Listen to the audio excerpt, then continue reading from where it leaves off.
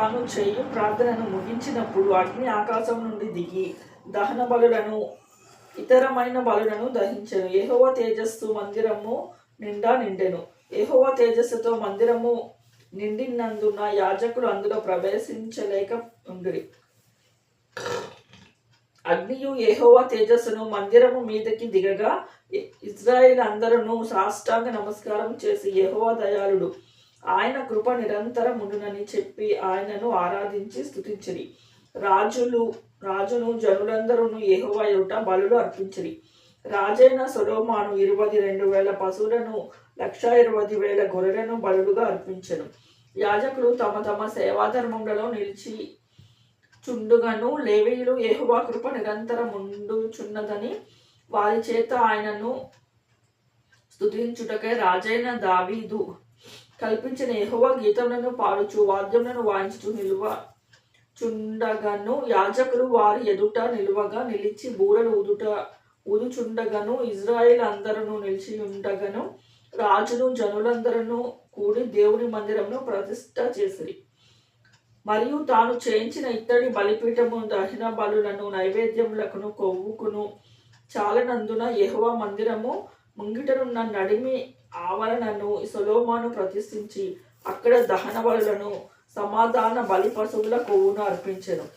ఆ సమయమందు సొలొమోను అతనితో కూడా హమాతునకు పోవు మార్గము మొదలుకొని ఐగుప్తు నది వరకున్న దేశంలో నుండి బహు గొప్ప సమూహముగా కూడి వచ్చిన ఇశ్రాయేలు అందరూ 7 దినములు పండుగ ఆచరించి 8వ నాడు పండుగ ముగించిరి. 7 దినములు బలిపీఠము ప్రతిష్ఠ చేయుచు 7 దినములు పండుగ ఆచరించిరి.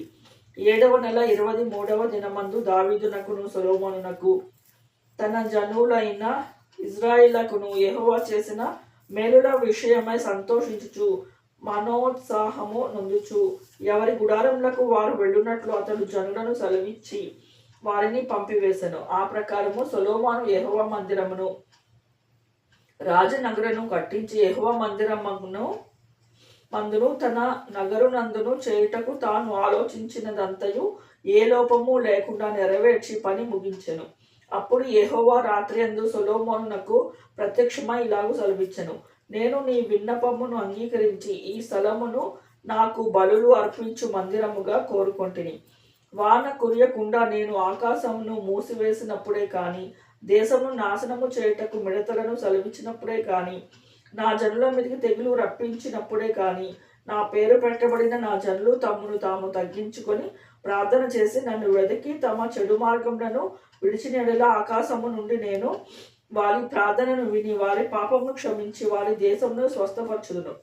ఈ స్థలమందు చేయబడు ప్రార్థన మీద నా కనుదృష్టి నిల్చును. నా చెవులు దానిని ఆలకించును. నా పేరు నా మందిరమునకు నిత్యము ఉండినట్లుగా నేను దాన్ని కోరుకొని పరిశుద్ధపరచిని. నా దృష్టియు నా మనసును నిత్యము దాని మీద ఉండును. నీ తండ్రి అయిన దావీదు నడిచినట్లుగా నీవును నాకు అనుకూల వర్తనుడవై నడిచి నేను నీకు ఆజ్ఞాపించిన దానిని అంతటి ప్రకారము చేసి నా కట్టడలను నా న్యాయ విధులను అనుసరించినలా ఇశ్రాయేలును ఏలుటకు స్వతంత్రించు వాడు ఒకడు నీకు ఉండకపోతినని నేను నీ తండ్రి అయిన దావీదుతో చేసి ఉన్న నిబంధనను బట్టి నేను నీ రాజ్య సింహాసనమును స్థిరపరచుదును. అయితే మీరు త్రోవ తప్పి నేను మీకు నియమించిన కట్టడలను ఆజ్ఞలను విడిచి ఇతర దేవతలను అనుసరించి వాటికి పూజా నమస్కారములు చేసిన యెడల నేను మీకు ఇచ్చిన నా దేశంలో నుండి మిమ్మును పెళ్లగించి నా నామమున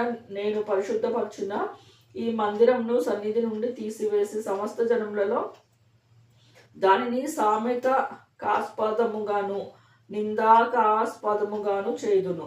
అప్పుడు ప్రఖ్యాతి నొందిన ఈ మందిర మార్గమున పోవు ప్రయాణస్తులందరూ విస్మయముంది యెహోవా ఈ దేశమునకును ఈ మందిరమునకు ఎందుకు ఈ ప్రకారము చేసినని అడుగగా జనులు ఈ దేశస్థులు తమ పితరులను ఐగుప్తు దేశం నుండి రప్పించిన తమ దేవుడైన యెహోవాకు విసర్జించి ఇతర దేవతలను అనుసరించి వాటికి పూజా నమస్కారములు చేసినందున యెహోవా ఈ కీడంతయు వారి మీదికి రప్పించినని ప్రత్యుత్తరం ఇచ్చెదరు.